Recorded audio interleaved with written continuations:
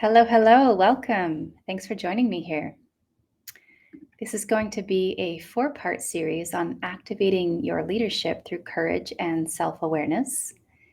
And we're going to get started in just a moment.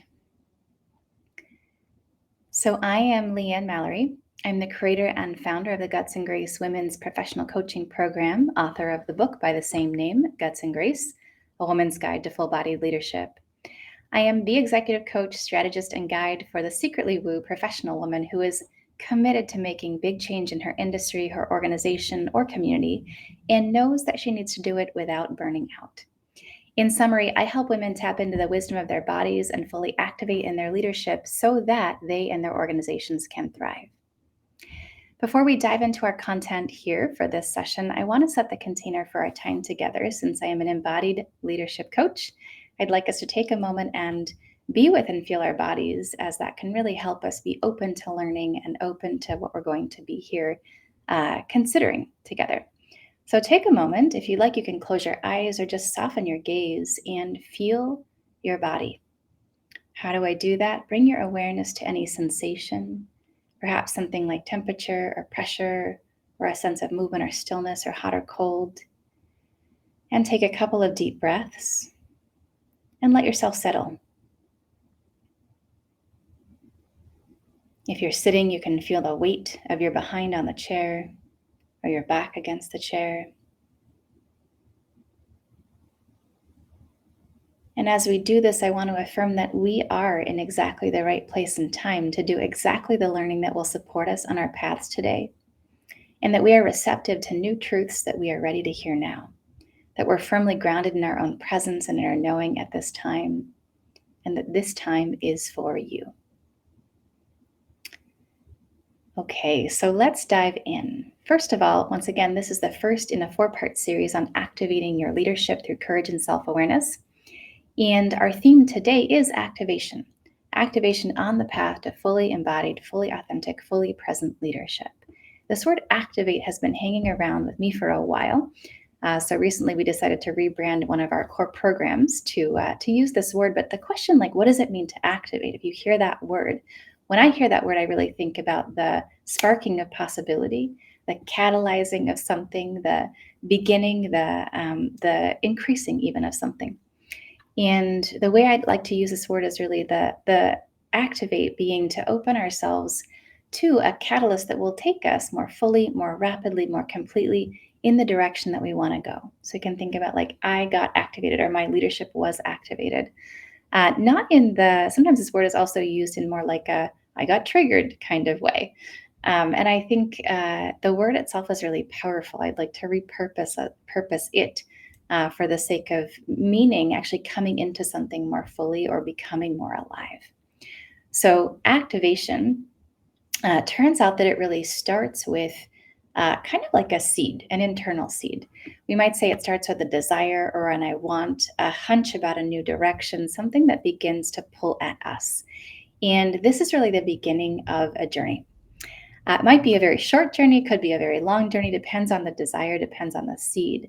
But you might be coming in, for example, with something like, I want to improve my leadership, or I want to get better at leading in these complex times. Things are hard. My old ways of being and doing and leading are only kind of marginally working or working partway, but not fully. So I want to improve my leadership for these complex times. For example, you might be coming in with something a little bit more honed in, like I want to increase my influence or my impact or my income. I want to be more inclusive as a leader. I want to be a better white person in the world, a better ally in the world, for example. So these are some examples of the kind of desire that can begin the process of activation. And I invite you, as you're listening, just to check in for a moment. What's an I want that brings you here? If you're listening live, you can share that in the chat right now, or if you're watching online later, please feel free to put something in the chat, like, here's what I want. Here's what I'm in the process of activating in my leadership. So we have a desire, we have a spark, there's something that starts to come forward, and then we have to face it. And frankly, what I found is that actually requires both courage and self-awareness, which is why I've really set that as the theme for this conversation and this four-part series. Courage, according to Brene Brown, is the willingness to tell the story of who you are with your entire heart. Courage, the willingness to tell the story of who you are with your entire heart, meaning something about digging deeper and really being honest about and being outward about who you are, what's true for you, who are you really, where are you headed? And self awareness is defined as the conscious knowledge of one's character, feelings, motives, and desires. So it takes courage and self awareness to face and to be with these desires or these I wants that come forward. It kind of sounds obvious, but think about it for a minute. If you want something and you're not courageous about it, or you're not willing to be fully honest about it, where does it go? Usually nowhere. And so the first step, and it's a real step, is actually to be honest, to bring some courage and some self awareness to these longings, these desires, these things that we feel called toward. Truth be told, when I'm coaching, often people get stuck here. Meaning, I'll work with someone, maybe we'll do a discovery session, and they'll say, "Hey, I've had this idea for a while now." And I'm like, "How long is a while?" "A couple of months, a couple of years, maybe a decade." And so, bottom line, this is actually the beginning part of the journey that sometimes people never take. And often it's working with a coach or getting in a program or something happens that really starts to catalyze these things into reality. So if you have been waiting for a while around your I wants or your desires, this conversation about activation and courage and self awareness, I think, really matters. Why do we wait? Because the current reality, the current paradigm that we're in is comfortable. Again, to maybe state the obvious, but really the bottom line of how activation and how the work of embodied leadership works is it's pretty intuitive. It's just that we don't do it. So we live in a current paradigm. In that current paradigm, we have a number of options. They may be limited, they may be frustrating. Maybe these are the options of my current job or leaving my job, and neither of those sounds really good, for example. Or maybe the options are, I can lead with compassion, but then people don't do what I want them to do, for example. So then we feel frustrated.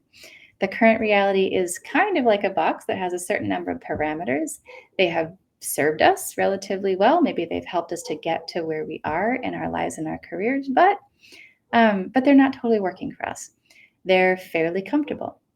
If this is a prison or a cage, which you may not feel, but some folks do when they come into coaching or come in to really change something about their leadership, or if it's suboptimal, let's just say, it's your chosen suboptimal. It's your perfectly personally crafted cage because it's based on your past experiences of what you have learned worked to get ahead, but also to stay safe, to make sure that you get belonging, to maintain your dignity. All of these things that we kind of subtly, consciously, or unconsciously vie for in our growing up, both in our growing up in our early life and also in our growing up in the workplace. So we don't change or we don't maybe catalyze or face these desires fully because they're comfortable. And so the real work actually starts with courage and it starts with surrender. It starts with courage and it starts with surrender, meaning surrendering to the possibilities that you may see, but also surrendering some of the old paradigms, surrendering some of the things that might be well built to keep you in place because that's actually what worked for you at some point in time. So this is the beginning of the journey. And often, frankly, it takes some kind of a catalyst for us to dive in, for us to muster that courage and or to be willing to have the level of self-awareness that it requires to take a next step. What does a catalyst look like? We're seeing it a lot right now. For example, a layoff, a firing, a let go, a new role, a promotion, a restructuring, something that actually puts us in front of the fact that we can't just keep hanging on to the old paradigm. A bit of an aside, but not really. I am so interested in all of the tightening of budgets, of the laying off that's happening right now.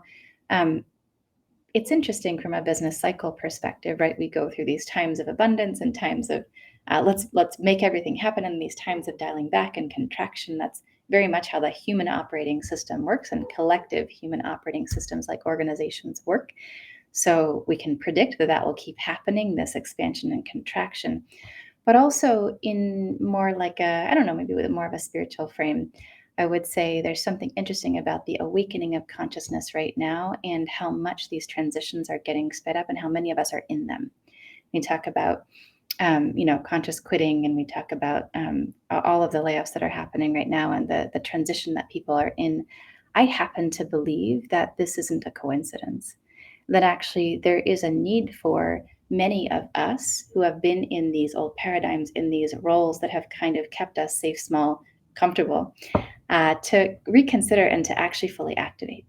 And so, how are we going to do that? Well, let's have something happen that requires us to actually wake up. So, I have a number of clients, for example, who've been either laid off recently or offered a new role. And it's like inside of that, then something starts to speed up, or we have to face things in a different way.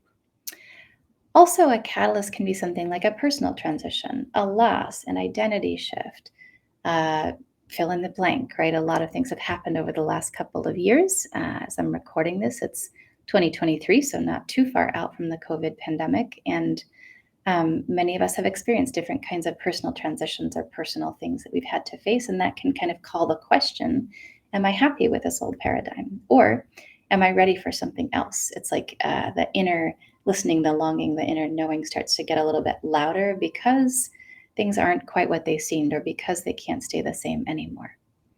And the third thing that can really be a catalyst is a big inspiration. I see this possible out there. I want this. Someone I know gets a job that's their dream job. And I'm like, wow, one can have a dream job. I'd really like to have that too.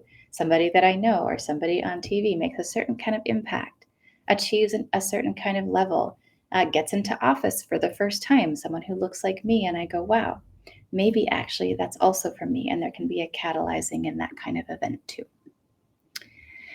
So I actually just got to spend a weekend in a transformational workshop that we were co-facilitating with a colleague who had recently been laid off from her job. And it was beautiful to watch her go through her process of, oh gosh, it hurts to let that go. Wow, 15 years in that career.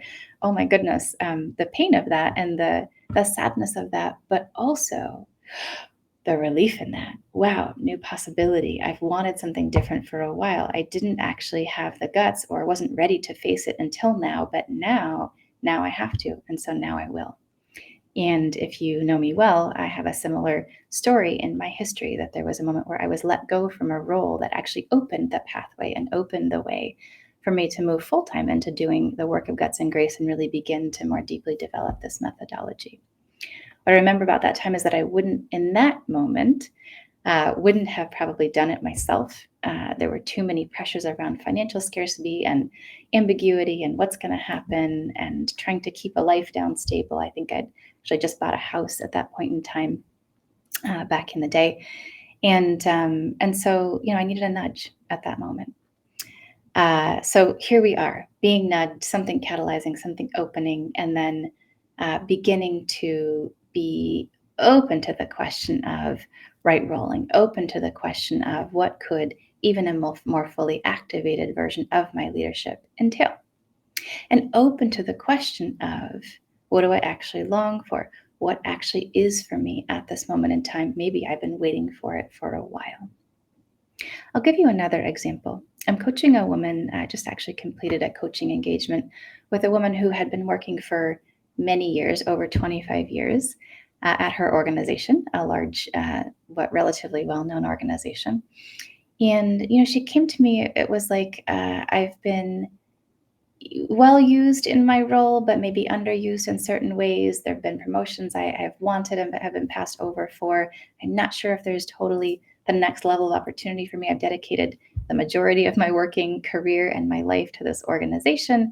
Like it here in some ways, it's hard in some ways, but like I know there's another season or another phase of my career and development on the horizon. Can you help me to get there?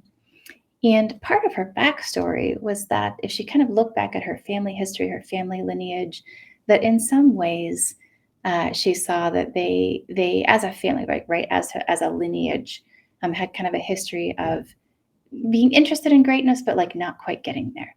I'm almost going to go for that thing. And she was really like, I'm ready to break that chain. I'm actually ready for greatness now in this lifetime. I know that I've had an amazing career, I've done a lot of things, but there's something else next for me as I move into this kind of last phase of my work life and career. And what was interesting is that through a practice of courage and self-awareness, she started having some different conversations, started really facing the ways that she was, let's say, participating in her own containment, her own like staying in place in work, and actually in some ways like complicit in the pressures that she was under to stay small.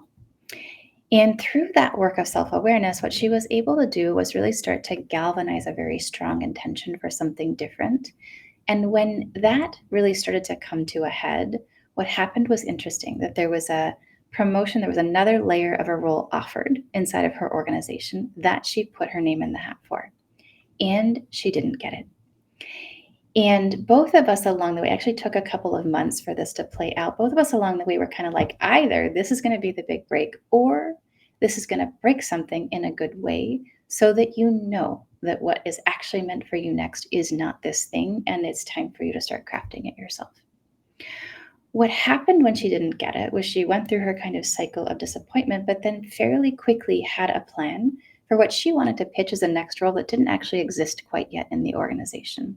And she was able to actually get buy-in to take over a part of the organization where there was a lot happening and needed somebody to really kind of organize, galvanize, and catalyze that also was kind of a match for what she saw herself doing after retirement as well.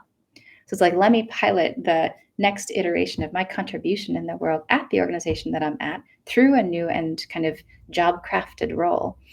And that all is coming together incredibly well. So this letdown, this drop, this catalyst of losing something actually opened the possibility to let go of staying small, to let go of being stuck, and to open to the possibility of contributing in her current organization in a different way, with a possibility to use that to build a next kind of contribution outside of the workforce after retirement. For example, right? This is just one story, but sometimes I think stories can kind of help us to see ourselves in the possibilities in life or in work. So I wanted to offer that as we set the stage for where we're going here in the next couple of weeks.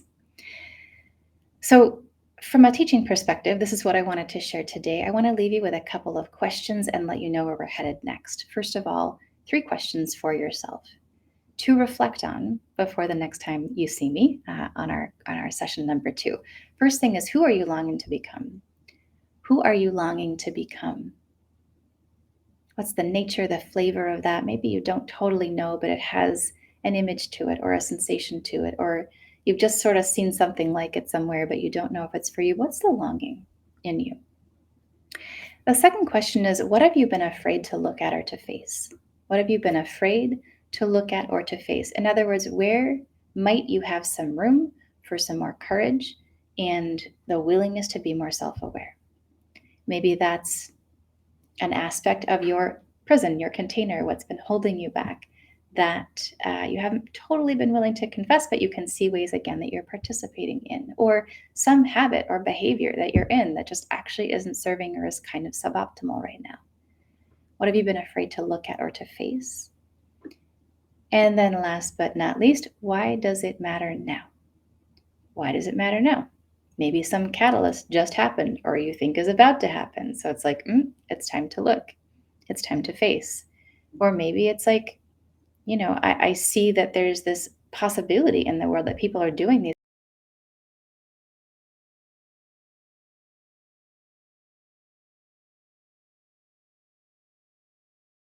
kinds of things, and I want to be a part of that.